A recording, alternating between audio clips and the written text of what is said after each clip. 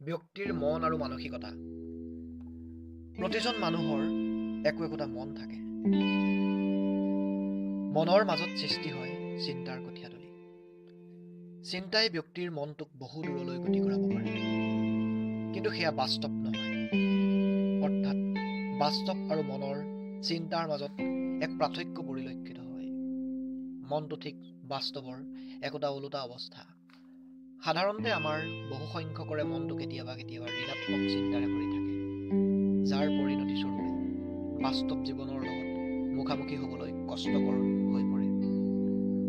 জীৱনৰ প্ৰতিটো স্তৰে প্ৰতি ব্যক্তি জীৱনলৈ কিছুমান মানসিক শংকা সংকোচ ভাৱ কঢ়িয়াই আনে, যি শংকাৰ পৰিপ্ৰেক্ষিতত লিপ্ত হৈ ব্যক্তিয়ে নিজৰ মানসিক ধাৰণাৰে তৈয়াৰ কৰা কাৰাগাৰত নিজকে নিক্ষেপ কৰে।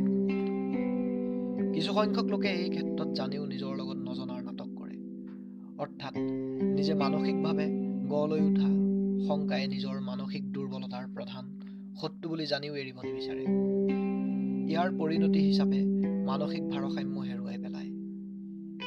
কিছুমান অলাগতিয়াল চিন্তা যেনে মৃত্যুৰ পাছত স্বৰ্গ পাম নে নৰক পাম, কিছু লোকে হয়তো হাতত অলপ ধন টকা পইচা থাকিলেহে সুখী হলোহেঁতেন বুলি ভাবিব পাৰে।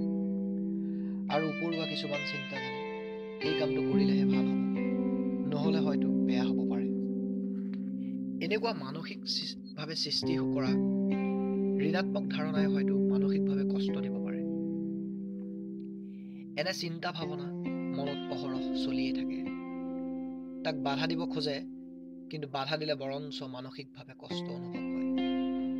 আচলতে আমাৰ প্ৰত্যেকৰে মনটো এখন মহাসমুদ্ৰ। ইয়াৰ অভ্যন্তৰত বহুত ৰহস্যময় অস্পষ্ট জগত লুকাই আছে, আৰু আমাৰ শৰীৰটো এই সমুদ্ৰৰ বুকুত ভাহি থকা একোটা পিয়লা, যি সহজে ভৰ্তি হৈ ডুবি যায়। আমাৰ ভাৱনাবোৰ আমাৰ অনুভৱৰূপী ভৱনৰ একোটা শিলাখণ্ড। ভাৱনা লাগিলে যেনেকৈ মনৰ মাজত গতি নকৰক, ই মাথো ভাৱনাহে, ই কেতিয়াও বাস্তৱ নহয়। বাস্তৱ হ'ব যদিহে আমাৰ মনটোক সঠিক পথেৰে পোনাই তাৰ জোখেৰে অশেষ কষ্ট স্বীকাৰ কৰে। কিছুৱে হয়তো জীৱনত বহুত ভাল কাম কৰিও নিজেই নিজক ঘৃণিত অনুভৱ কৰে, যে নিজে ভাল নে বেয়া চিনি পোৱাটোও কঠিন হৈ পৰে।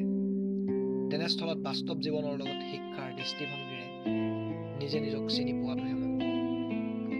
চিন্তা ভাৱনাৰ বহুত কল্পনা শক্তি আছে, সকলো বস্তুকে দৃশ্যপটলৈ আনিব পাৰে, কিন্তু সেইটো কেতিয়াও বাস্তৱ নহয়।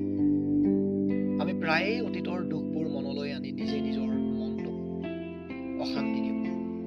বহুত দুখৰ মাজতে হ'লেও নিজক সুখী কৰি ৰাখিবৰ যত্ন কৰিব লাগে। যিবোৰ কাম কৰিলে আমাৰ মনটো ভাল লাগে তেনে কামহে কৰিব লাগে।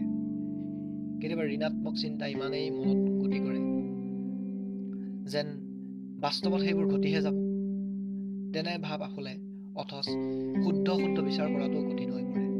যি মনে এই প্ৰত্যক্ষ জ্ঞান বা ধাৰণাৰ জন্ম দিলে, এই মনটোৰ অভ্যন্তৰলৈ সোমাই চাব লাগিব যে মনটো কেনেকৈ জন্মিল। তাৰ উত্তৰ আপোনা আপুনি আহি পৰিব।